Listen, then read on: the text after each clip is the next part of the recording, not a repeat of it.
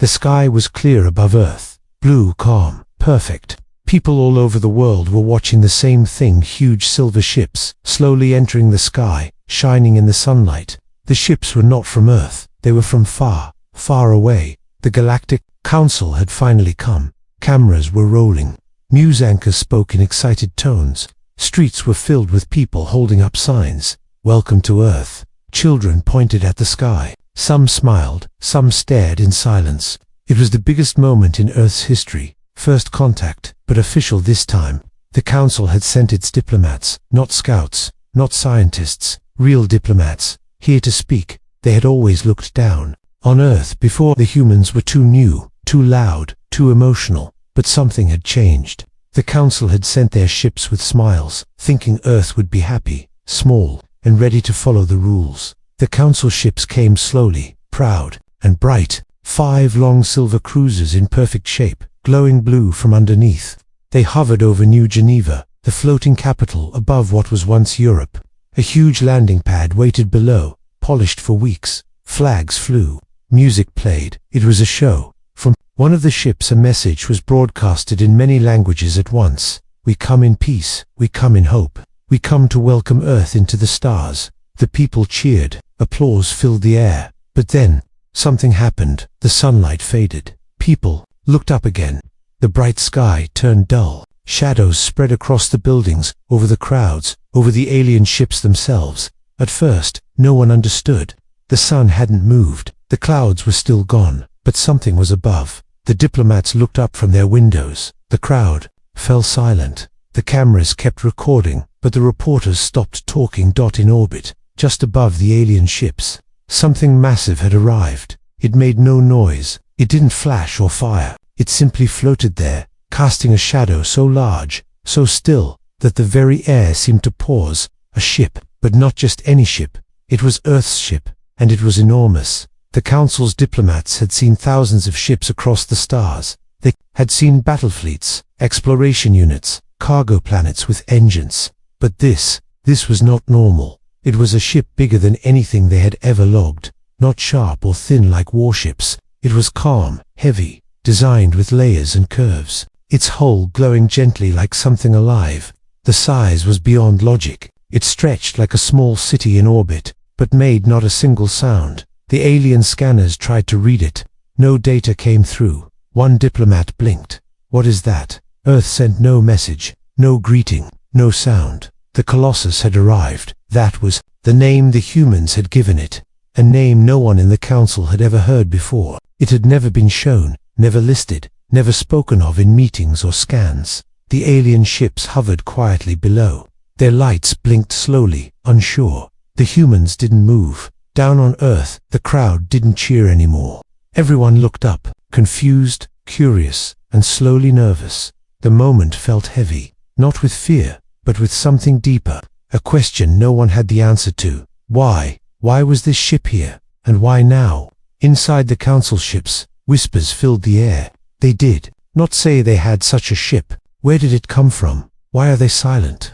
The Colossus stayed still. Then, finally, it sent a single signal. One word. Observe. That was all. No threats, no warnings. Just one word. One of the alien diplomats looked pale.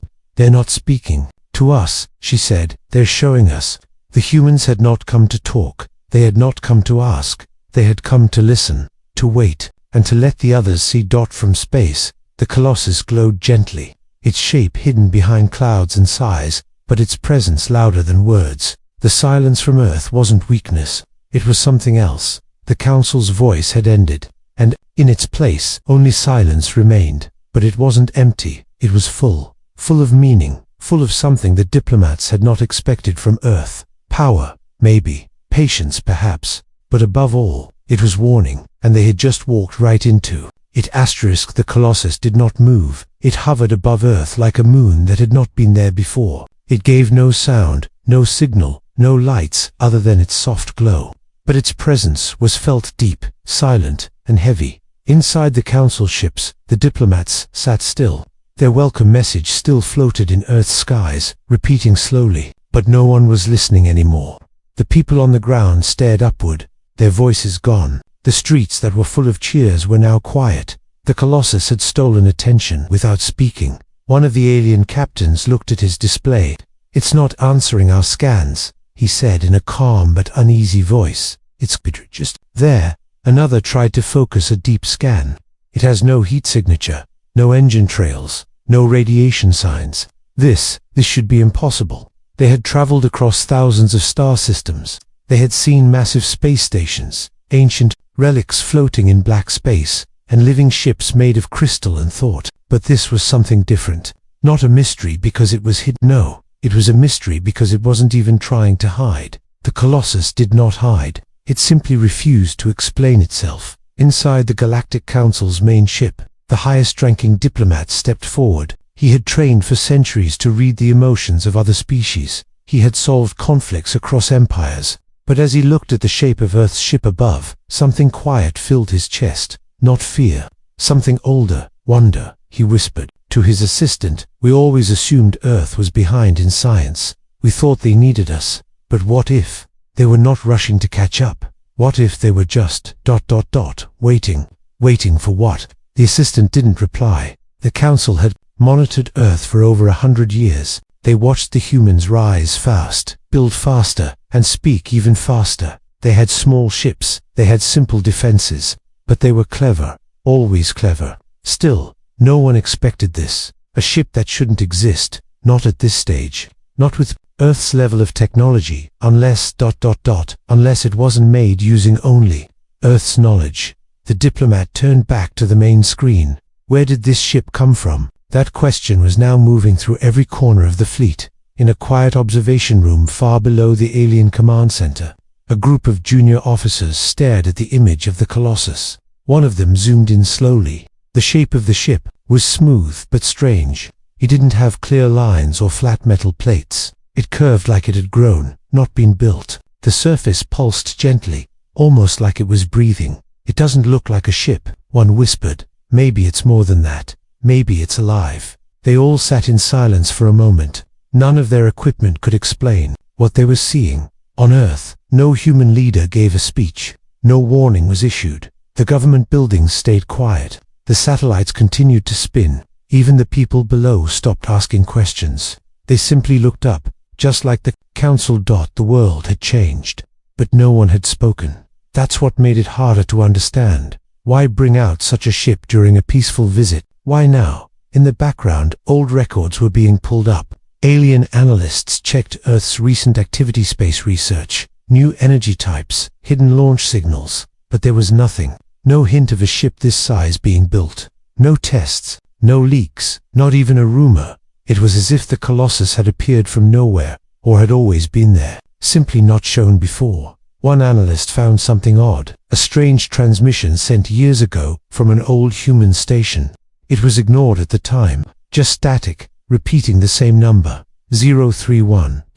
No one ever decoded it. But the transmission came from deep underground, not space. Now, the analysts looked again. That station was located below a mountain range, a place Earth had closed to all visitors. No shuttle ever landed near it. No signals were sent again. Until today, because the Colossus appeared shortly after a silent beam left that area. No words, just light. Back inside the council's lead ship, the main diplomat walked into the private chamber. He placed his hand on a silver console and waited. "Do you want to speak to Earth again?" the system asked. "No," he replied. "Earth has already spoken, just not in the way we're used to." He looked at the Colossus once more. They built it without us knowing. They kept it hidden. They waited for this moment. This was not by mistake. He sat down slowly and said nothing else. The room dimmed. Above Earth, the Colossus rotated once, very slowly. Its surface shimmered for just a second, like something inside it had shifted. No sound, no flash, just movement. And then stillness. Again, whatever this ship was, it was not just here to greet. It was here to send a message. And now, the council was finally listening. The stars above Earth still looked the same, but nothing else did. The alien ships that had arrived with pride now floated carefully, like guests who had entered the wrong house. They had come to speak with Earth, to offer peace, and to invite humans into the galactic network. But Earth had not replied with words. It had replied with something else. The Colossus. It did not flash lights or make any loud statement. But it didn't need to. Its presence was louder than sound. The alien diplomats met again inside their central ship, which now seemed very small compared to the silent object above them. The leader, Ambassador Lurex, stood still, facing the large viewing screen that showed the Colossus hanging gently in space. He had spent most of his long life traveling from world to world, solving problems, making peace. But this was new. This wasn't a problem to solve. It was a question that had no answer. Any change? He asked his team. One of the officers replied, none. The ship remains in the same position. Still no signal. Still no readable energy levels. Have we tried speaking again? We've sent 3 messages, all unanswered. Lurex walked slowly toward the screen, and the humans, completely silent. The only movement from Earth was the slow traffic of normal satellites and small civilian craft. No military response. No voice. No explanation. The humans had not opened their mouths, but they had already changed everything. The Council's ships began pulling back without being told. Not out of fear, but out of caution. It was the same feeling someone gets when walking into a quiet forest and seeing fresh footprints that shouldn't be there. The feeling that something old was watching.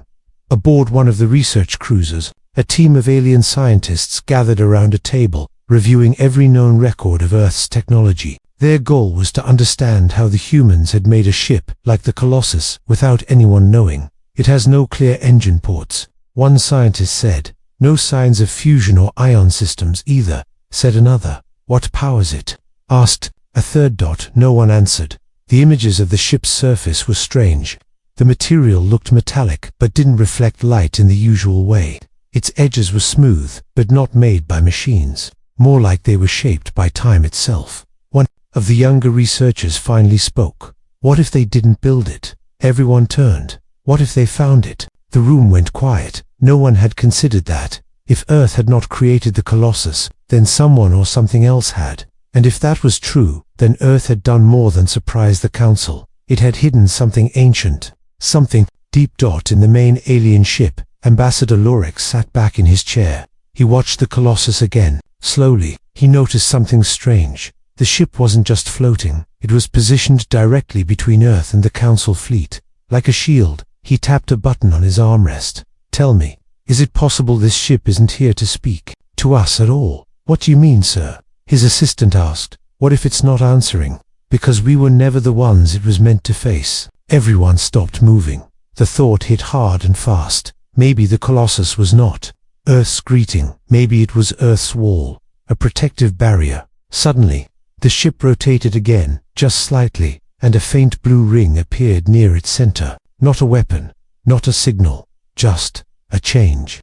Like a door being half opened. Back on Earth, scientists in hidden stations monitored it quietly. They didn't speak to the public. They didn't report to news channels. They just watched, like they had been trained to do. Because the Colossus was not something new. It had been part of Earth's secret for years, far beneath the surface of the planet. In old research bases no outsider had ever seen. A quiet message moved from one dark room to another, phased to ready, awaiting input. But no input came, because the Colossus was not waiting for Earth to command it. It was waiting for someone else to make the next move. Up in orbit, Ambassador Lurex leaned forward. We came to speak, he said quietly, more to himself than to his crew. We came with messages, with hopes, with careful hands. But maybe, he paused, maybe Earth already finished the conversation a long time ago.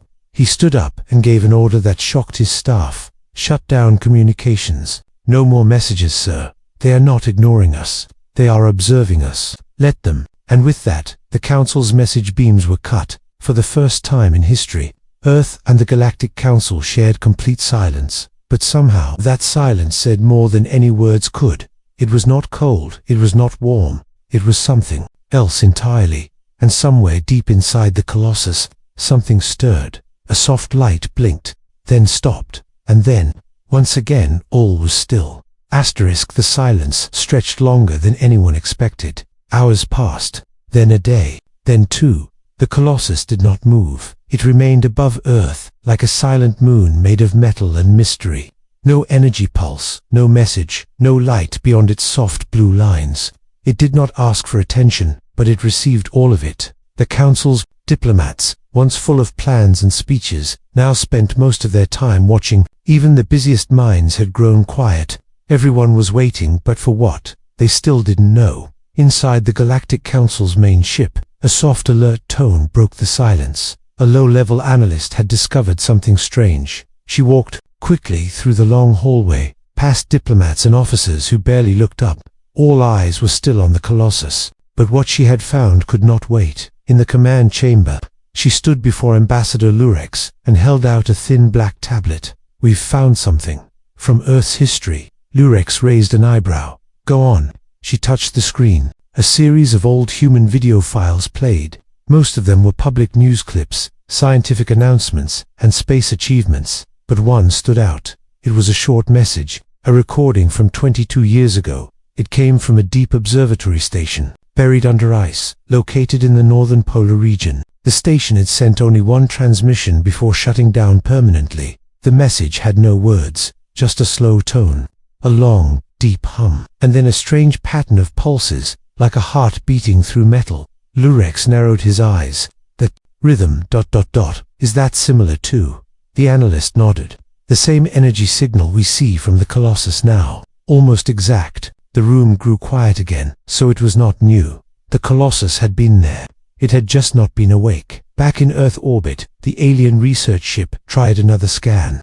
This time, it used an older method. Something simple. Not advanced waves or deep field pulses, just basic radio tones. It received a reply, not a message, a recording. The researchers played it on the main screen. The image showed a small team of human scientists, engineers standing inside a dark chamber. The walls behind them were strange, not like metal, not like stone, something else. The human in the center spoke slowly. "We found it below the surface. We believe it's not from Earth." The audio crackled, then returned. "No known energy type powers it. No clear access points. We're not sure if it's a machine or something more." The recording glitched again. Then the human added one final sentence. "We won't activate it unless we absolutely have to." The screen went black. Everyone in the research ship looked at each other. So Earth had found the Colossus. They hadn't built it, they had uncovered it. Maybe long ago.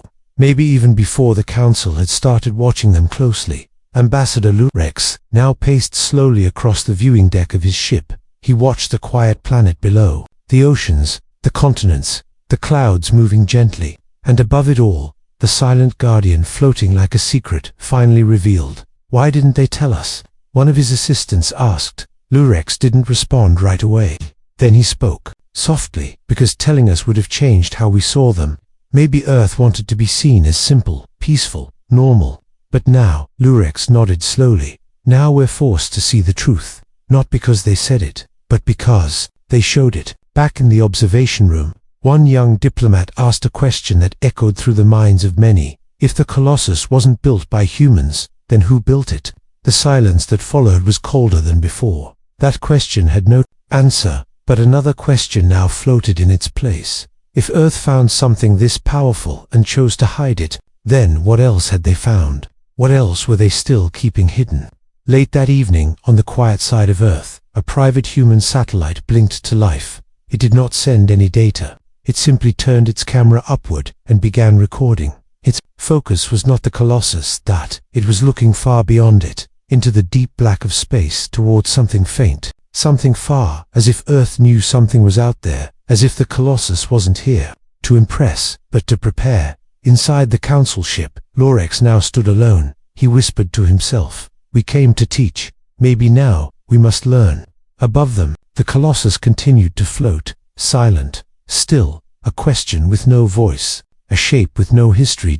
But everyone could feel it now. The story was no longer about peace, it was about timing, and Earth had waited, for a reason. For 3 days, the Colossus did not speak. The Council's ships stayed in orbit, quiet and still. Every diplomat, every scientist, every officer had stopped asking questions out loud. They were watching now, more carefully than ever before. Some looked for signs of danger, others looked for understanding, but no one was speaking anymore, even Earth.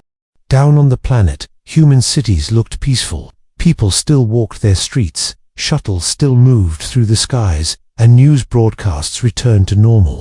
But everyone still felt that something large, quiet, and impossible was above them, watching. Inside a deep station under Earth's surface, far away from cameras and public screens, 3 humans stood in front of a wall made of silver blue stone. The wall wasn't flat. It pulsed gently, like it was breathing, but it wasn't alive.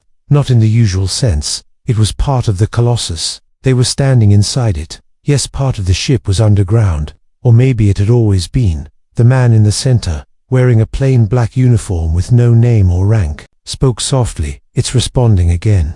One of the others, a woman with short white hair and sharp eyes, nodded. "Same rhythm as before." "No," the man replied. "It's faster. As if it's listening now." They all went quiet. The Colossus was not asleep anymore.